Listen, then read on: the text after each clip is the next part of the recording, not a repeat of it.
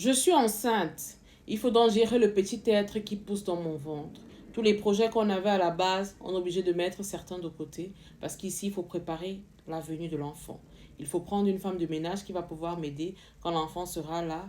Et il faut gérer tout ce qui est layette, tout ce qui est organisation par rapport à l'enfant. Je lui fais comprendre qu'effectivement, ici, il faut qu'on se serre les coudes. On n'est pas les riches de la télé. Je n'ai pas épousé un milliardaire pour dire que voilà, je vais tout attendre. Il faut que je mette de l'argent de côté pour la layette. Il faut que lui aussi, de son côté, qu'il mette de l'argent. Il y a l'hôpital, des factures à payer.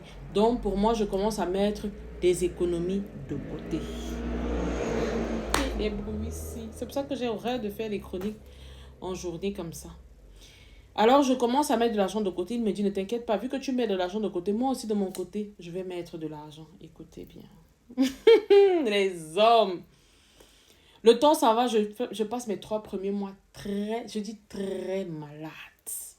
La grossesse m'a menacée. J'ai dit oui, si c'est comme ça que les femmes souffrent pour avoir les enfants. Je comprends pourquoi ma mère disait souvent, arrêtez de taper mon enfant. Si vous touchez encore mon petit frère. Parce que moi, ma mère, quand tu touchais à mon petit frère, elle pouvait devenir folle. Si c'est ce qu'elle a vécu là. Je comprends maintenant. Ah, mon cher. Quand tu n'es pas encore passé par là, tu ne peux pas comprendre pourquoi une maman se bat pour défendre son enfant. Pendant mes 3 premiers mois de grossesse, j'ai tellement souffert dans cette grossesse que je me suis demandé si j'avais causé du tort à quelqu'un sur cette terre. L'homme en question qui accompagne ma vie, c'était à peine s'il me calculait. Mon mari dormait à peine les week-ends à la maison. C'est-à-dire que quand il rentrait le vendredi, il se changeait, il partait.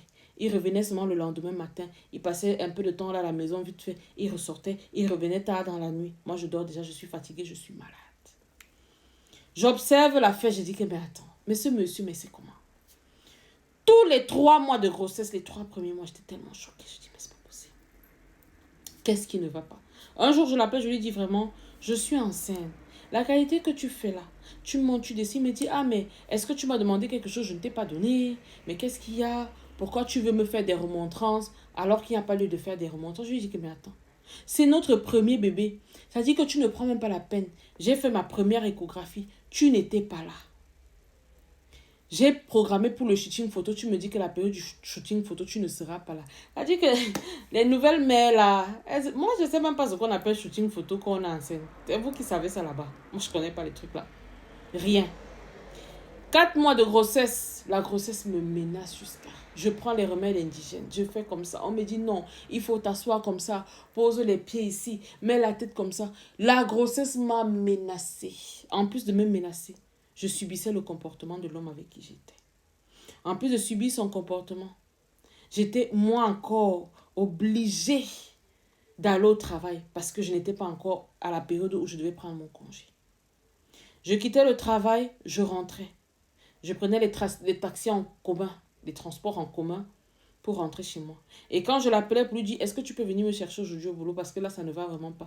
Je ne peux pas prendre les transports en commun. Il trouvait toujours une raison pour ne pas venir me chercher. Et puis moi, je me disais, bon, ça peut arriver, c'est normal, c'est pas grave. 5 mois, 6 mois de grossesse. Je lui dis, bon, je suis déjà à 6 mois. Il faut déjà que tu me dises ce que tu as mis de côté, puisque c'est toi qui devais gérer l'hospitalisation. Et ce que tu as aussi mis de côté pour compléter la valise du bébé, la layette, c'est là. Ah, voilà le gars qui gratte la tête. Il me dit, mais on n'est qu'à 6 mois de grossesse, tu me mets déjà la pression. Je lui dis que, mais c'est maintenant que je dois déjà savoir combien on a sur nous pour qu'on essaye déjà de voir comment on va jongler. Ah, mon frère, est-ce qu'on te pose la question, ça devient les problèmes, papa? Il me dit, ah, vraiment, vous les femmes avez les histoires d'argent. Tu aimes trop l'argent. Je dis que l'affaire de j'aime trop l'argent sort d'où? Que je pose une question. Ça devient maintenant que j'aime trop l'argent. À quel moment j'aime l'argent, papa? Ah non, je t'ai dit que je prenais en charge l'hôpital. Alors laisse-moi tranquille. On attend le moment venu. Je dis d'accord. 7 mois de grossesse. Il faut savoir que pendant toute ma période de grossesse, lui et moi, on n'avait pas vraiment une vraie intimité. On n'avait vraiment pas cette intimité-là. C'est-à-dire que c'était à peine, même si parfois il me touchait. Parfois, pour qu'il me touche, il fallait que je lui envoie des petits signes et tout. Pour qu'il essaye de faire un genre. Hey, le mariage. Hey, ce que les femmes vivent dans les foyers ici. Asseyez-vous pour voir. 8 mois de grossesse, je suis en train de faire la layette doucement. Tous les jours, je vais au marché, je fais des triages et tout. 9 mois, je veux déjà accoucher, je dépose ce que j'ai déposé à mon boulot et tout. Je m'avais même préparé pour mon accouchement. Écoutez bien les filles. Voilà que je me prépare à l'accoucher. J'ai appelé le gars. Les contractions même ne me laissaient pas. Appeler jusqu'à ce que j'étais obligée d'appeler ma mère. C'est comme ça que ma mère a appelé mon frère. Mon frère est venu me chercher, nous sommes allés à l'hôpital.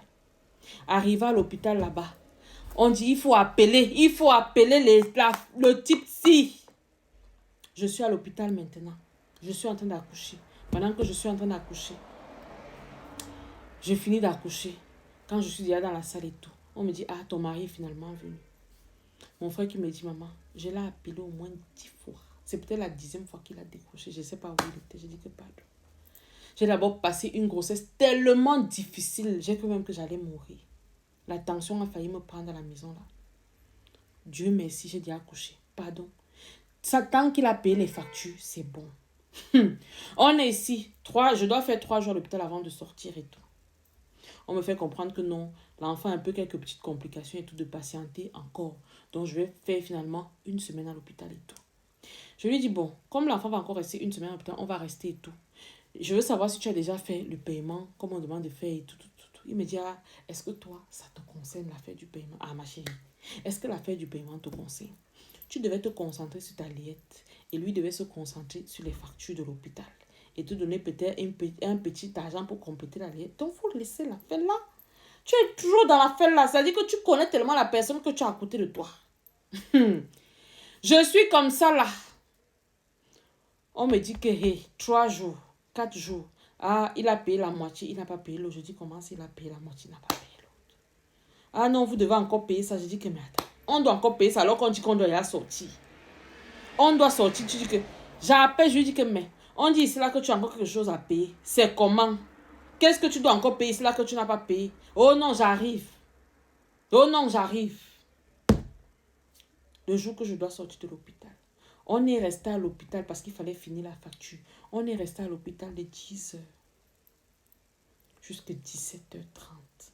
On attendait le bon monsieur. On appelait le téléphone ne passait même plus. Le téléphone ne passait plus. Il a atterri là vers 19h45, 20h. Ça dit que tellement j'étais fatiguée, épuisée. Ma mère me m'était dépassée que, mais attends, on est dans quoi ici là maintenant? Le monsieur a payé. J'ai dit à mon frère que pardon. Comme il a déjà payé là, pardon seulement. Je ne veux même pas débattre. Pardon seulement. Les choses de la honte. Je suis fatiguée des choses de la honte. J'ai déjà tout vu avec ma grossesse ici. Peut-être ça c'est la dernière chose que je vais voir. Après ça va finir. Je suis arrivée à la maison. Il était question que comme maintenant je suis là, il faut qu'on prenne une femme de ménage et tout. Ma mère a décidé de rester avec moi pendant 1 mois. Mais qu'il fallait qu'on prenne quand même la femme de ménage. Parce qu'il y a des choses que je ne peux pas encore faire vu que je viens d'accoucher. Ma mère était à la maison à cette période-là. J'ai aussi fait venir ma petite soeur. Parce que j'avais besoin de quelqu'un. Ma mère m'a dit, bon, que de faire venir ta petite soeur, vu comment je suis déjà là, mieux tu fais venir ton frère. Au moins le frère, il peut aller acheter la bouteille de gaz. Il peut faire comme ça le ménage. Et la femme de ménage aussi. Parce que ta soeur, moi, je ne trouve pas que c'est très utile. C'est comme ça que mon petit frère aussi est venu rester à la maison avec nous, au lieu de ma soeur. Je ne savais pas que le mariage était comme ça. On ne m'avait pas prévenu que c'est comme ça que le mariage était. Ma belle-mère est venue me voir, m'apporter tout ce qu'il fallait m'apporter. Ma mère s'occupait de moi durant 1 mois. Ma mère s'est occupée de moi. 1 mois. Après, ma mère, elle est rentrée. Parce qu'elle m'a dit, pardon, tu es dans ton foyer. Il ne faut pas qu'on vienne t'encombrer dans ton foyer.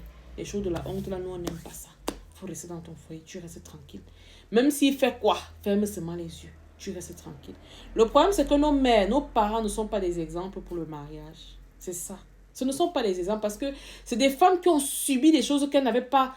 Elles n'avaient pas à subir, mais elles ont accepté ça. Elles ne doivent pas encourager les nouveaux mariés à aussi accepter ces conneries-là. Mon frère avait moi ici dans la maison. Je prends dans la femme de ménage, je lui dis que comme j'ai pris la femme de ménage, je paye une partie pour que... Ouf. Chaque mois, c'est moi qui paye la femme de ménage ici. Jusqu'à ce que j'ai repris le boulot. C'est moi qui payais la femme de ménage ici. Premier problème. Je reste tranquille, je me tire. Les factures arrivent. On a les impayés. Je dis que attends. Je paye, je ne dis rien. Le bon monsieur est dans la maison ici avec moi. a dit que son propre enfant qui est venu au monde, pour qui porte l'enfant là, c'est un problème. Pour qui s'assied même 5 minutes chez lui, assis comme ça là, que je m'assieds un peu, je zappe la télé, je regarde le journal. C'est tout un problème. J'ai passé la période de grossesse seule. Mon enfant est né. J'avais l'impression que j'étais aussi seule. C'est-à-dire que tu es marié sans être marié. Tu te demandes à quoi tu sers dans le mariage, c'est en question, en fait.